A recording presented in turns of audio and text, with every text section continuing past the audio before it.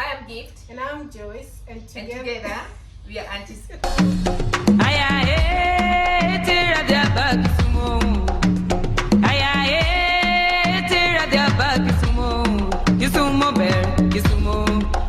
I'm Gift. And I'm Joyce. And together we are Auntie's Kitchen. We have a passion for all kinds of foods throughout the world, but we especially have a big passion for African food. And we thought we'd bring it to you and share with you the foods that we like cooking and we like eating. So, welcome. Today on the menu we have soft-layered chapatis by Gift and mung beans, also known as Dengu in the Kenyan culture, or green grams in some cultures, cooked in peanut sauce. Enjoy.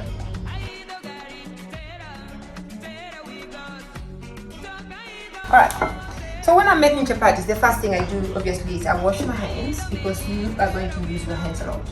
I don't have really good measuring skills, so I'm just put my ingredients to taste. So maybe you will use yours the way you find it tasty. So a pinch of salt on your chapatis, and then you add in, I normally use hot water. Some people prefer warm, but I use hot water because the chapatis layer better. Then you put the water, and once I've done that, what I do next is I put in the plain flour. You can use either plain flour, you can use either white flour, or you can use wholemeal flour if you want, whatever is tasty for you. So you use the spatula, the wooden spoon, to do it, because one of the things is it's really hot, so you don't want to burn your hands as you go. If you have an electric mixer and that works for you, you can use that. I don't really use that much, but that could work if you want to use it. Once you mix it and it's red, you can put it to the electric mixer and use it from there. So then you just keep mixing.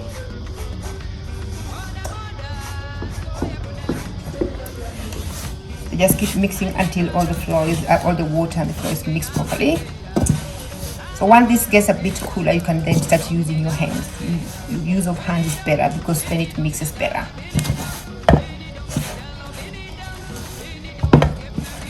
So I think this should be okay to do with my hands. So I'll just put away the spoon, the wooden spoon, and use my hands and mixing it. So the trick to doing this is you mix it until it's really well done before you add anything, because whatever you add from here will not stick to it properly if you don't mix it properly. So you are good to add in sprinkling this thing that I'm using, what is it called again? Flour until it's done properly. So make sure that it doesn't stick in your hands.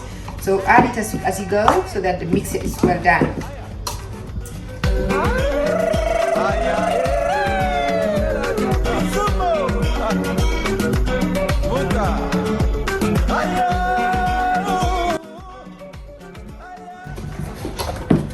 So once it's done, once you've done it until it's now feels really cooked and it doesn't stick on your hand, you can then make a hole right in the middle and put a bit of oil in it. Not too much. If you put too much oil in your chapatis, they come out dry. So I've put just 3 spoonfuls in it, and then mix the oil in knead the oil in the dough until the oil is all mixed up.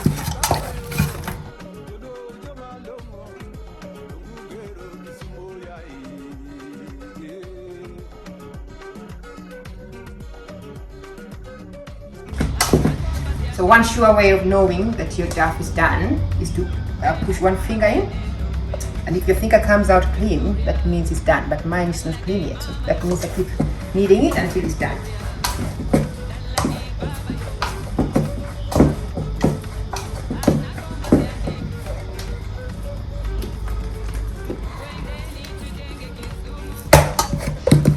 Okay, so now when I push my finger out, my fingers come out clean, that means my dough is done. So the next thing that we are going to do is I'm going to clean up my working space. Roll your scoops either on your working space which you have cleaned, or you can use a rolling bowl. Once you clean the rolling space that you're going to use, sprinkle a little bit of flour on it. That way it doesn't stick as you roll. So keep rolling it so that it gets some taste in it. The more you roll, the tastier, the more layered and the more tasty the chapatis are going to be.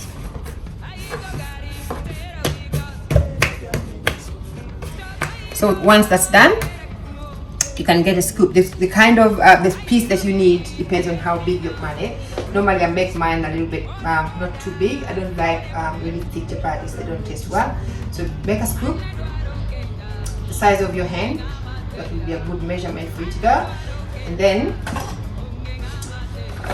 bit of flour again, a little bit on your rolling board, and roll it into a ball. You're done. Then you get your rolling pin, and you just gently do that.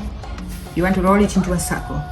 Best way to do it is just keep turning it until it gets into a circle. At this stage, the shape really doesn't matter because you're going to roll it again. At this stage, the shape does not matter. So there you go.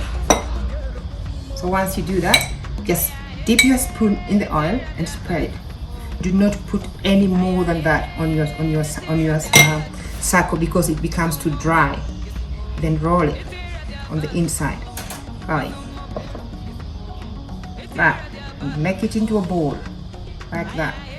Tuck that tail in there. Then you take your tray. You got a little bit of flour on it. Stop the dough from sticking. Put it there. The first chapati is done. Alright. So maybe we do the second one so that you get the gist of it.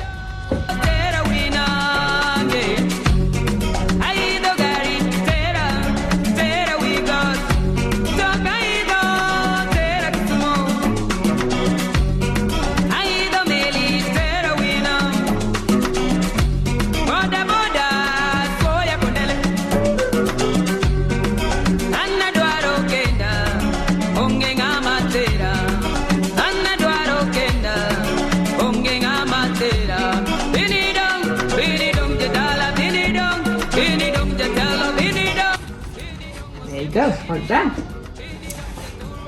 And once you've done that, for it to get the layer that you want, you put a finger up on it. You're going to put this in the fridge for about 40 minutes to an hour.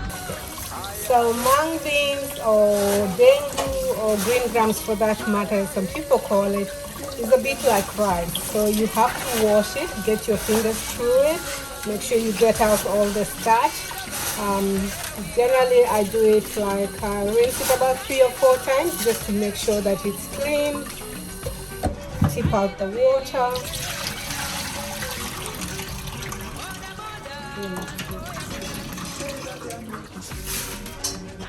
So once you've washed your mung beans, just put it on the stove. In my case, I used 1 cup of mung beans to 2 cups of water. Generally, it takes about 20 to 25 minutes and it should be ready. But just keep an eye on it and see if it gets to a soft consistency, you know it's ready to go. It doesn't take too long.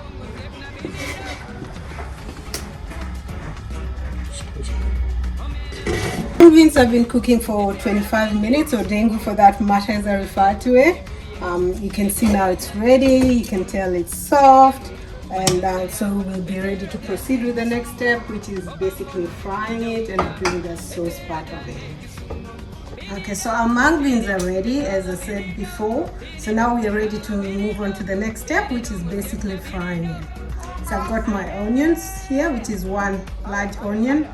I've got coriander for garnishing later.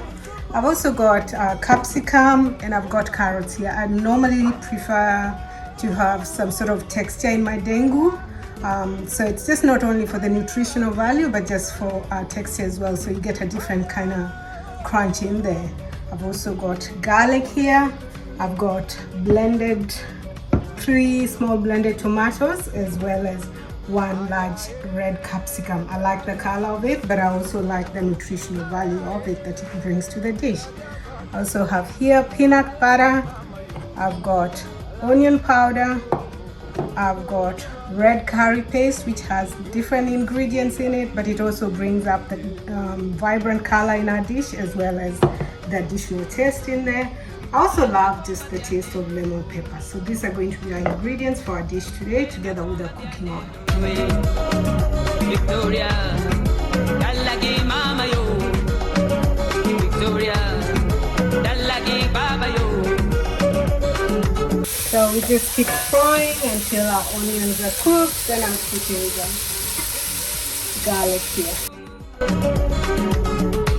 Wageni karibu Kisumu, ni wanapamba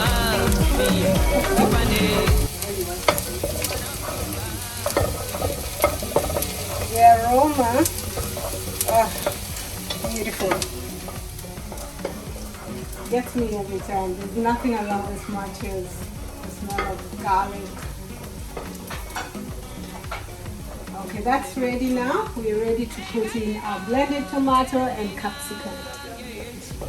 As I said before, I just love it for the vibrant color it brings to the dish, as well as just the nutritional value of it.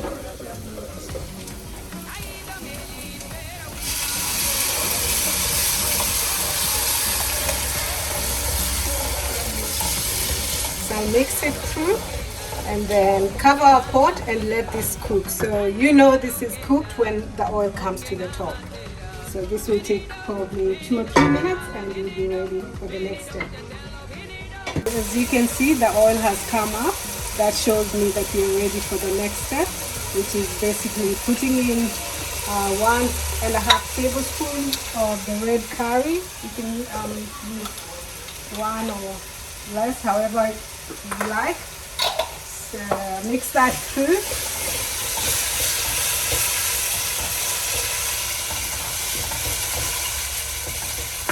Just to try and break up the curry, make sure it mixes through with the rest of the ingredients in the pot. And also this allows the curry to cook in the process.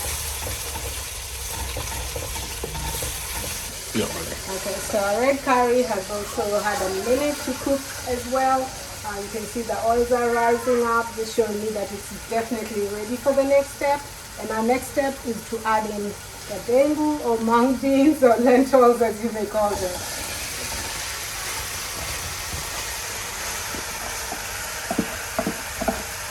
And you can see from the consistency of our beans that they're actually well cooked. So now I'm just gonna mix it through. Make sure the curry gets to every part of the beans. Oh, it's beautiful, the smell here. I wish you could smell it. Very, very delicious. Okay, so I'll let that cook for a bit while I add in the 1 teaspoon of onion powder. My daughter loves onion powder in everything, so I've just always added it to our dishes. I'll also add lemon pepper. This is something that I just love. It has that lemon taste it adds the lemon taste to the dish. So 1 large spoon, I'll add a little one for me there. And then the next step is I'll add salt. A little bit of salt. Just be mindful of how much salt you put in, especially when you have used the lemon pepper, because it has some salt component to it. You can taste your dish as you go along, just to make sure that the salt is right. I've done this so many times, so I know what works for in my case. All right. So our next ingredient is milk.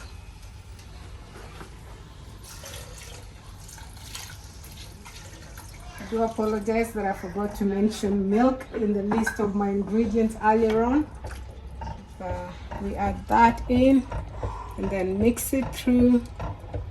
1 cup of milk there. I may add later if needed, but for now that will do. And then I'll let it simmer for like 2 minutes, and then I'll add in our next ingredient. Yeah, it needs a little bit of more salt, so I'll add a little bit more.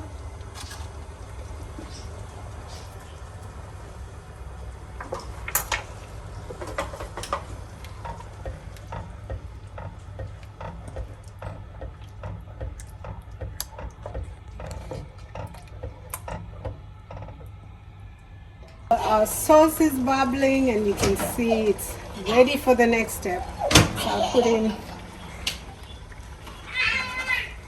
the peanut butter step, which is generally I put 4 spoons, but you can put more. The more the creamier, and it tastes even better. So that's 3. Four. So I need to just make sure it mixes right through, so that when you're eating it, you don't just come across a whole lump of peanut butter. That would not be very nice. So you have to make sure that you mix it right through. So much better with peanut butter. But I'm obviously aware that people who have allergy issues and this may not work for them, but it still tastes delicious no matter what. The other thing that I also meant to mention was that you can, instead of using milk, you can use coconut milk or you can use water. It's entirely up to you. But it's definitely something worth trying. For those of us who sometimes get tired of eating meat and you want to try something different, and if you're vegetarian, it's definitely something to try. So we're ready for the next step, which is putting in the carrots.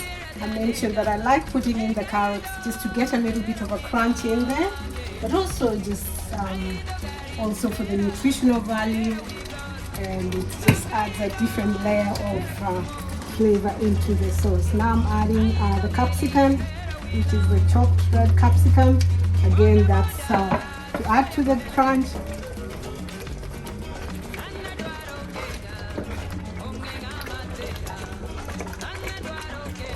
And our sauce is ready, so next I'll just add in the coriander just for garnish, and then we're ready to serve. And there you go, your mung beans, or lentils, or dengu, or green gram, cooked in peanut sauce, is ready to eat. Very delicious. You should try this at home.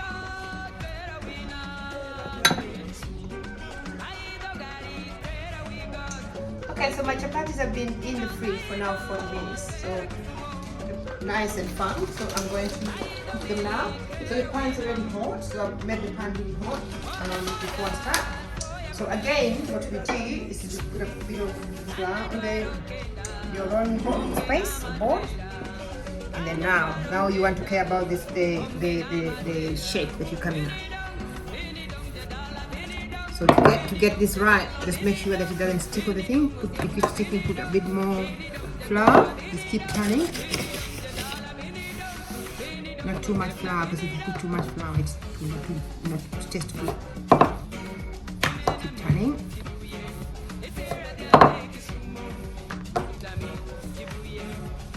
So you get a nice round shape. So once you do that, hold it, and then you bring it onto the pan.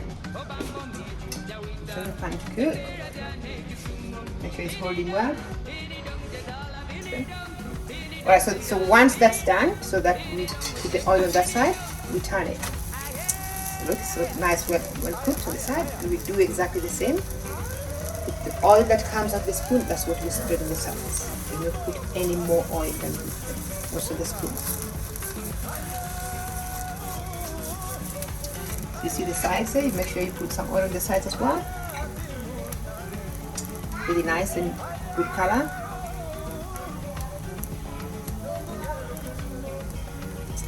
And you let it cook there, and then you turn it again. So that side is now cooked. So what you don't want to do is you do not want to burn your chapatis. The chapatis already have got, so they cook from the inside as they come out. When you see that color there, that means the inside are cooked. You do not want to burn your chapatis. So make sure your chapatis are not burnt on the outside.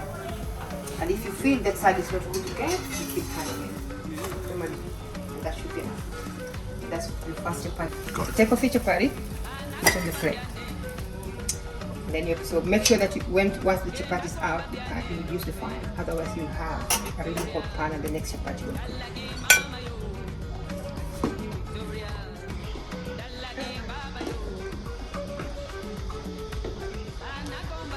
Here you go. Here you go, Nari.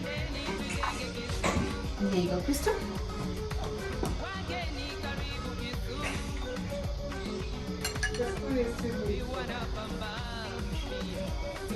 This is really good.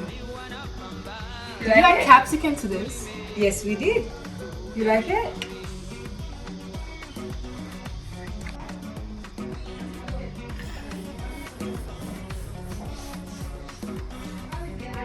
It's yummy. Yummy.